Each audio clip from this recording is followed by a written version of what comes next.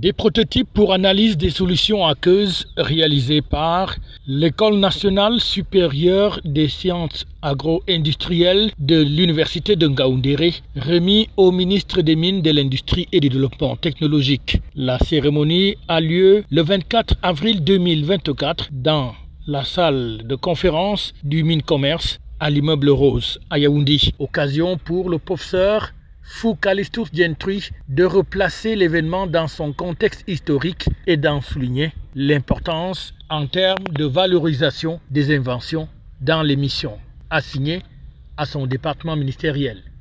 En 2016, l'École nationale supérieure des sciences agro-industrielles de l'Université de Ngaoundéré a présenté au cours de la 8e édition des Journées de l'énergie nationale un tobidimètre infrarouge made in Cameroun pour mesurer l'activité et l'analyse des suspensions aqueuses.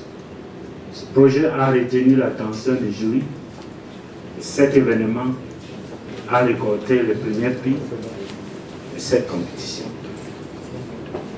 L'utilité de cet équipement dans notre environnement, agro-industrie, contrôle qualité et normalisation des produits aqueuses, industrie brassicole, industrie sucrée, industrie chimique et pétrolière et protection de l'environnement. La qualité des ressources humaines des messages de l'Université de Ngaoundéré en rapport avec la réalisation de ces prototypes et les droits de propriété industrielle émanant de cette innovation. La budgétée au MINMIT pour l'exercice 2020, la réalisation au nombre industriel de prototypes du tubimètre infrarouge en version kit de terrain et en version industrielle. Il s'agit donc d'une mise en valeur par la réalisation des prototypes des inventions afin de permettre une meilleure présentation et valorisation de celles-ci à des occasions bien précises, a indiqué le ministre de l'Industrie, des Mines et du Développement technologique. Le projet de prototype est un projet de recherche et développement et nécessite plusieurs compétences.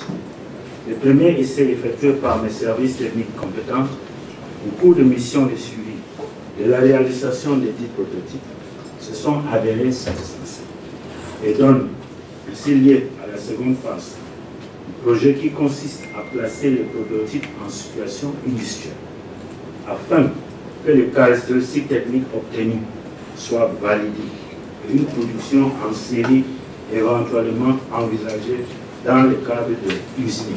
Les utilisateurs sont donc innombrables à travers les administrations et certains organismes qui peuvent donc se servir de ces réalisations pour mieux mettre en vitrine ce qui est fait dans le domaine des inventions et du prototypage.